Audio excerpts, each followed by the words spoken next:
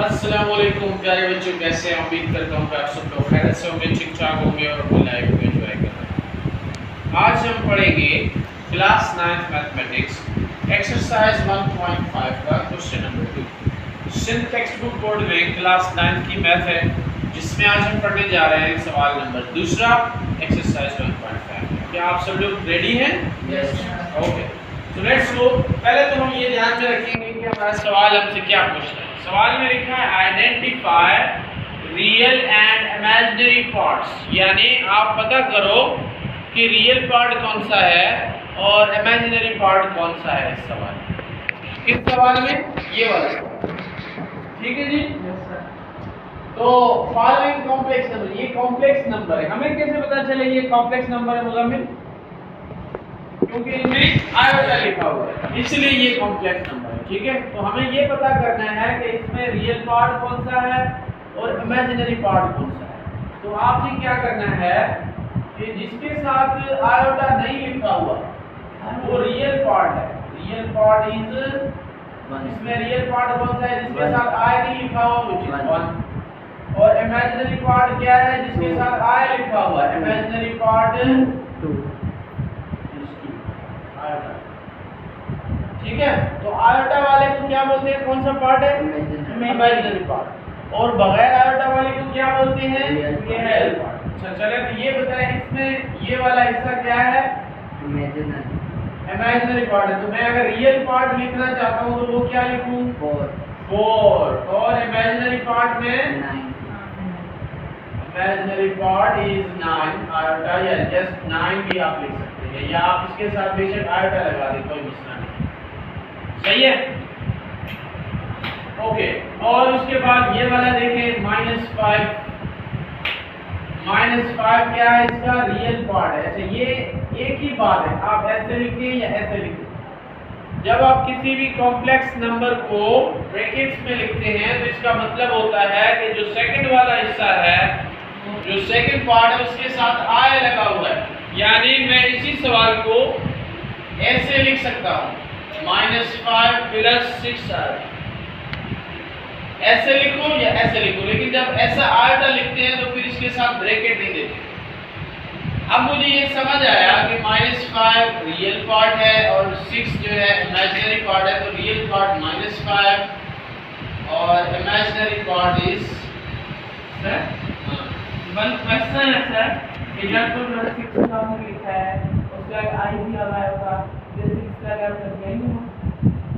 मैंने कहा कि या आप ऐसे लिखते हैं या आप ऐसे लिखते हैं। अगर इस तरह लिखा हुआ तो आप उसको ऐसे चेंज करके लिख सकते हैं, और अगर इस तरह लिखा है तो आप उसको इस तरह चेंज करके लिख सकते हैं। यानी ये एक ही लफ्ज है। जैसे मिसाल के तौर पे मैं लिखता हूँ अब्दुल्ला, ठीक है, और मैं इस तरह लिखूँ अब्दुल्ला, तो ये दोनों एक ही बात है ना, लेकिन क्या है, लिखने का फर्क है। तो यानी ये भी उसी नंबर को ही लिखने का एक तरीका है, -5, 6। इसमें हम अंडरस्टैंड ये करते हैं कि जो सेकंड वाला नंबर है ये इमेजिनरी है और जो फर्स्ट वाला नंबर है वो रियल है। हमेशा ऐसे होता है। और जब इस नंबर को इस सूरत में लिखा जाता है तो इसका मतलब ये होता है कि जिसके साथ आई लगा हुआ है वो इमेजिनरी है और जिसके साथ आई नहीं लगा हुआ वो रियल है, जैसे कि मैं यहाँ पे लिखा। अब आप यहाँ देखें, इसके साथ आई लिखा हुआ है, जिसका मतलब रियल पार्ट क्या है इसका? रियल पार्ट इज -1 और इमेजिनरी पार्ट क्या है? इमेजिनरी पार्ट इज -i, या -1i भी आप लिख सकते हैं। -1i, इधर कुछ नहीं तो 1 होता है। ठीक है, अब इधर आ जाते हैं सॉल्यूशन। इसमें रियल पार्ट क्या है? रियल पार्ट जिसके साथ आई नहीं है। आई किसके साथ नहीं है? आई इसके साथ नहीं है, -3/4। इमेजिनरी पार्ट क्या है? इमेजिनरी पार्ट में आप चाहें तो इनको मल्टीप्लाई कर सकते हैं, माइनस इंटू माइनस प्लस हो जाएगा और ये आपके पास आ जाएगा imaginary part which will be equal to 4/5 आएगा। सही है? ये मैंने प्लस कर क्यों लिखा? क्योंकि इन दोनों को सॉल्व करने के बाद ये प्लस का हो जाएगा। ठीक है, उसके बाद हम आते हैं इधर। इसमें रियल पार्ट क्या है? अब्दुल्ला, इसमें रियल पार्ट है 1 -1 ठीक है। और इमेजिनरी पार्ट मुज़म्मिल क्या है? 2 I। Imaginary part is 2 iota. 2 iota. तो ये था हमारा आज का लेसन प्यारे बच्चों। उम्मीद करता हूँ कि आप लोगों को समझ आया होगा। हमने इस क्वेश्चन में क्या किया, रियल पार्ट अलग लिखा, इमेजिनरी पार्ट अलग लिखा, और हमें पता होना चाहिए कि एक नंबर को, जो कॉम्प्लेक्स नंबर है, उसको दो सूरतों में लिखा जा सकता है। एक तरीका है लिखने का ये वाला, एक तरीका है लिखने का ये वाला।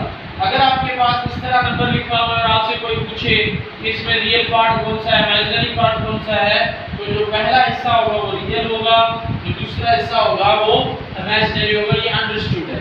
लेकिन अगर आपके पास ऐसे नहीं लिखा हुआ ऑर्डर पेयर में, आपके पास डायरेक्ट इस सूरत में लिखा हुआ है प्लस आइटम बी की सूरत में, तो ये रियल पार्ट होगा, ये इमेजिनरी पार्ट होगा। ये सारे के सारे क्वेश्चन इस पे बेस्ड हैं और हमने ये सारे सवाल हल किए हैं। उम्मीद करता हूँ कि आपको ये वीडियो ज़रूर समझ आया होगा। अगर समझ आया है और आप चाहते हैं कि आप जैसे और ज़्यादा बच्चे इस वीडियो को देखें, पढ़ें और समझें, तो आप ज़रूर मेरे चैनल को सब्सक्राइब करिएगा, लाइक करिएगा, शेयर करिएगा एंड कमेंट लाजमी करिएगा। ठीक है, thank you very much, bye bye, खुदा।